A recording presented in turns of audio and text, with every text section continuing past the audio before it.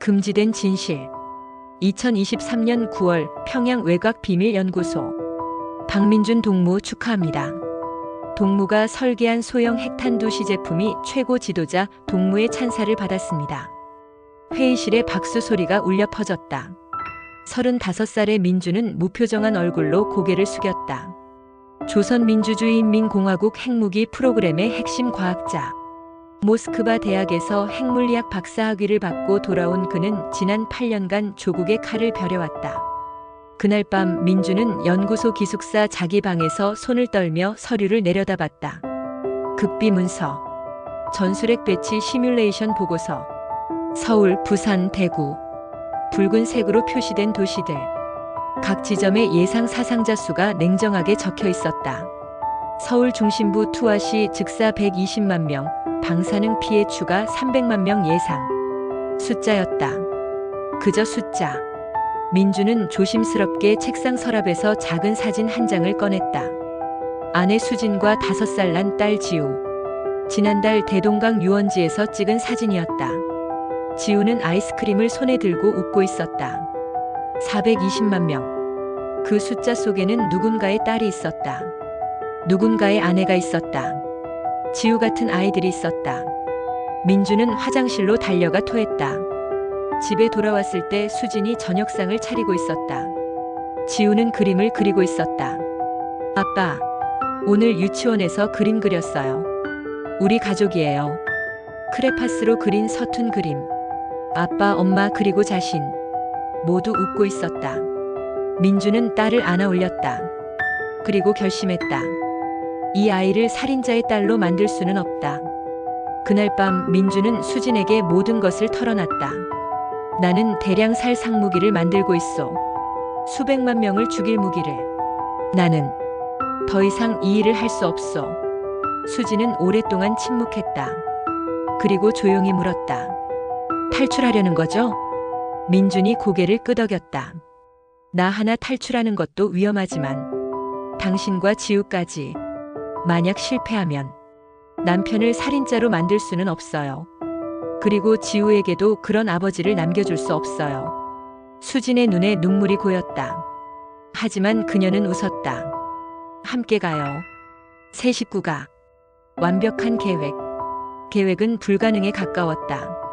핵심 과학자 한 명을 빼내는 것도 어려운데 가족 전체를 탈출시킨다는 것은 미친 짓이었다. 민준은 3개월에 걸쳐 서서히 함정을 파기 시작했다. 요즘 불면증이 심합니다. 가족과 함께 휴양을 가면 좋을 것 같습니다.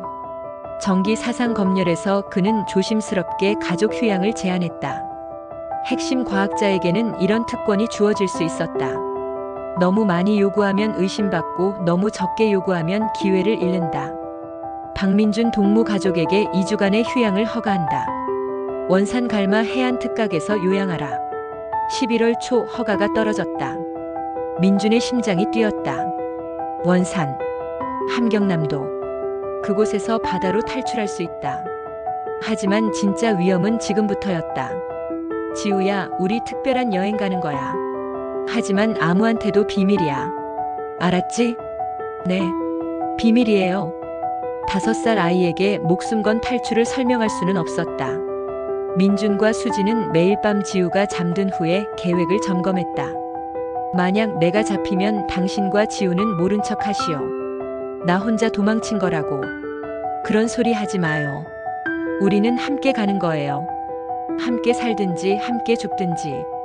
수진의 목소리는 떨렸지만 단호했다. 휴양소에 도착한 첫날 밤 민준은 가방 밑바닥에 숨겨둔 초소형 USB를 확인했다. 북한 핵 프로그램의 모든 것. 이것은 그들의 생명줄이었다. 내일 새벽 3시 갈마 해안 동쪽 끝 폐선 착장. 가족 3명. 비용은 $15만. 브로커의 요구는 살인적이었다. 하지만 선택의 여지가 없었다. 민준이 10년간 몰래 빼돌린 연구소 실험. 장비 부품을 중국에 팔아모은 돈과 수진이 몰래 팔아온 가재도구를 합쳐도 겨우 $12만. 이 USB를 드리겠소. 이 안에 든 정보의 가치는 수백만 달러요. 브로커는 잠시 망설이다 고개를 끄덕였다. 좋아요. 하지만 아이가 울면 다 끝이에요. 약을 주시겠습니까? 아니요. 민주는 단호하게 거절했다. 약을 먹이면 위급할 때 아이가 반응하지 못할 수 있었다. 그럼 행운을 빌어요.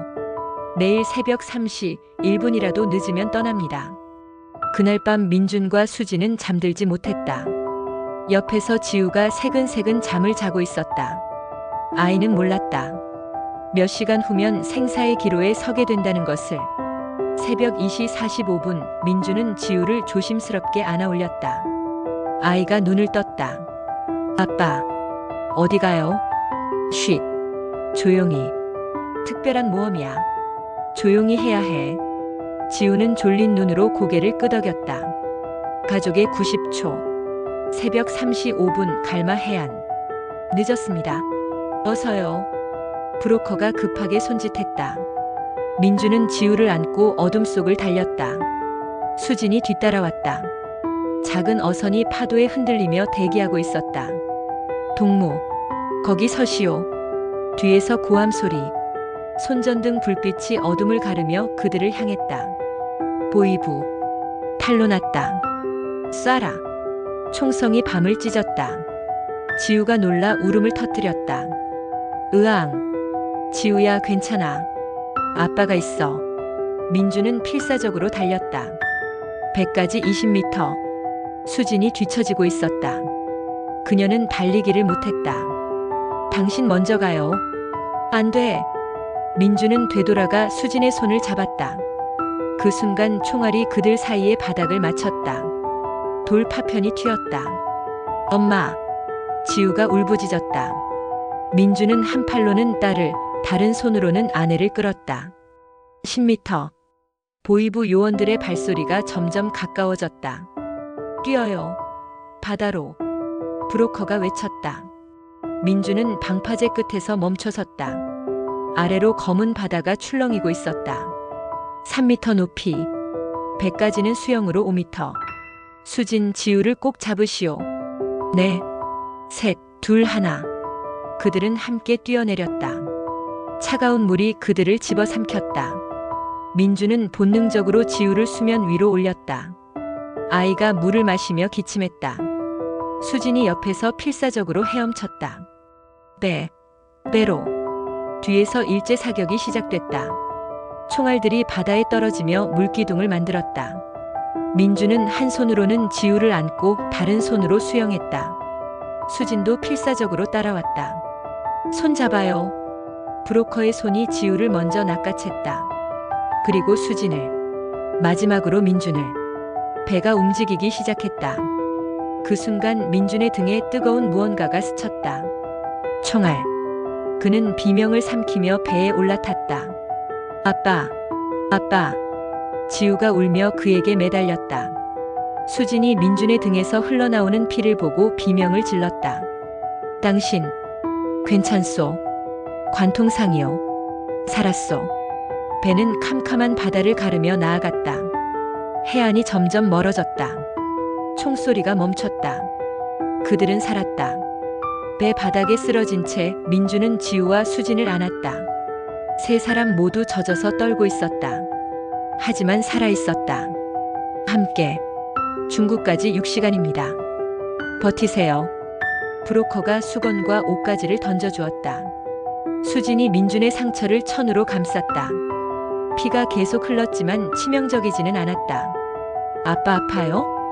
지우가 눈물 범벅이 된 얼굴로 물었다. 안 아파. 지우가 있어서 안 아파. 민주는 웃으며 딸의 머리를 쓰다듬었다. 파도 소리와 엔진 소리 사이로 세 식구는 서로를 꼭 안았다. 뒤에 남겨진 모든 것을 떠올렸다. 부모님, 친구들, 집. 하지만 앞에는 함께할 미래가 있었다. 우리 해냈어요. 수진이 속삭였다. 아니요. 이제 시작이요. 민주는 가슴 속 방수팩을 확인했다. USB. 아직 있었다. 이것이 그들의 새 삶을 보장할 것이었다.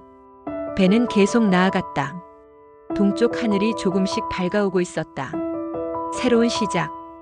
2024년 6월 서울 마포구 작은 아파트. 아빠, 오늘 학교에서 친구 생겼어요. 현관문을 열고 들어온 지우가 신이 나서 말했다. 이제 6살. 나만의 유치원에 다니기 시작한 지 한 달이 지났다. 정말? 이름이 뭔데?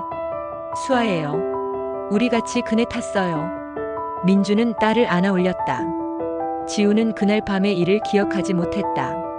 아니, 어쩌면 기억하고 싶지 않은 것일지도 몰랐다. 아이는 악몽을 꾸지 않았다.